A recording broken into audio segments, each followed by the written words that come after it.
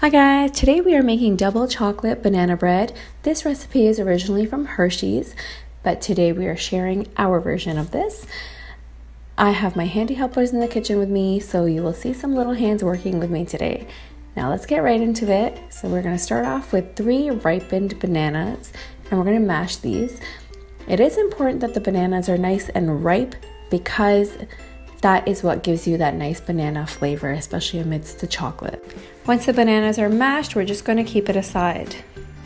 So in a mixing bowl, we're going to add in half a cup of softened butter, half a cup of brown sugar, and a 1/4 cup white sugar.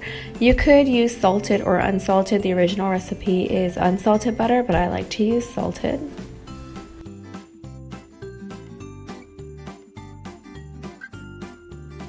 Once the mixture starts coming together, we're going to add in 1 egg. Now, if you are working with kids, have them crack the egg in a separate bowl first, just to ensure there's no shells going in, and then have them dump it into the mixture.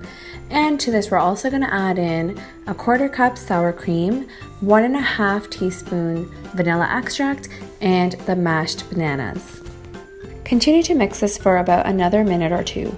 Now, in a separate bowl, we're going to sift 1 cup flour. Discard any of these large chunks that are left behind in the sieve afterwards. Also sift in half a cup of unsweetened cocoa powder and add 1 teaspoon baking soda. Mix these dry ingredients together and now slowly start to incorporate this into the wet mixture. Make sure if you are using a stand mixer that you start off on a slow speed so that none of the flour mixture goes flying around. So once the batters come together, we're going to add in, I have 1½ cups of semi-sweet chocolate chips here, but we're only going to add in half of this to the batter, and we're going to keep the rest aside to garnish the top of the bread.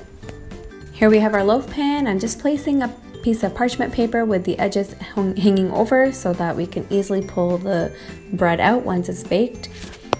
And to this, we're going to add in our mixture. And then we're going to garnish it with our remaining chocolate chips. Don't be afraid to go crazy here. Now I have these toffee bits sitting at home, so I thought I'll throw these on as well and see how it turns out. Don't be afraid to put other toppings on these if you're interested. Nuts would probably be a great option. Bake on a 350-degree oven for 65 to 70 minutes. Make sure you let it cool for at least ½ an hour. So here it's ready, but I'm cutting right into it because nobody can seem to wait. But you can see it's still steaming hot. So ideally you will want to wait till it's cooled down.